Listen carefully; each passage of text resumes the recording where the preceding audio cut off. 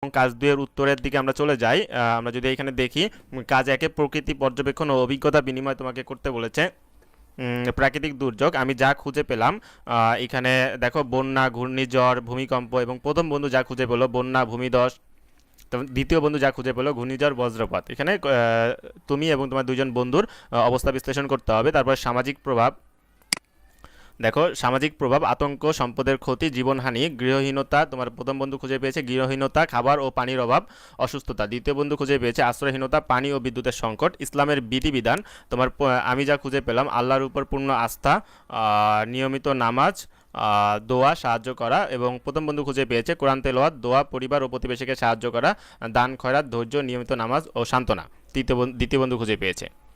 উপসংহার হিসেবে তোমরা এটা দিতে পারো।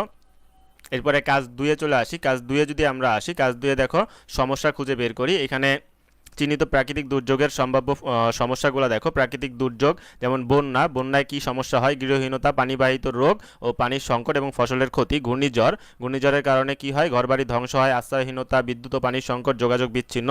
ভূমিকম্পের কারণে কি হয়? গৃহ ধ্বংস, প্রাণহানি, চিকিৎসা সেবা ব্যাহত। ভূমিধস, গৃহহীনতা, রাস্তা বন্ধ, খাদ্য ও পানির সংকট।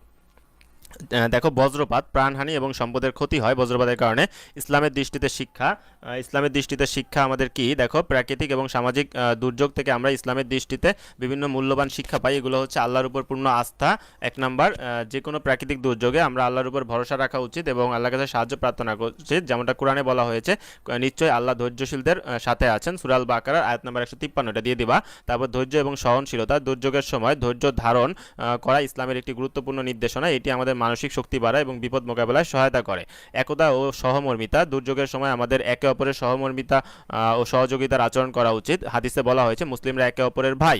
দেখো 4 নম্বরে দান এবং সাহায্য করা, দুর্যোগ কবলিত মানুষদের সাহায্য করা এবং তাদের প্রতি উদারতা দেখানো ইসলামের একটি গুরুত্বপূর্ণ শিক্ষা। কোরআনে বলা হয়েছে তোমরা একে অপরকে নেকি এবং তাকওয়ার উপর সাহায্য করো। সূরা আল মাইদার আয়াত 2। এগুলো তোমরা লিখবা। আল্লাহর সৃষ্টি সম্পর্কে সচেতনতা, প্রাকৃতিক দুর্যোগ আমাদেরকে আল্লাহর শক্তি এবং সৃষ্টির উপর মনোযোগ বাড়ায়। এটি আমাদেরকে আল্লাহর ক্ষমতা এবং আমাদের দুর্বলতা সম্পর্কে সচেতন করে তোলে। ঠিক আছে, এই হচ্ছে কাজ 1 এবং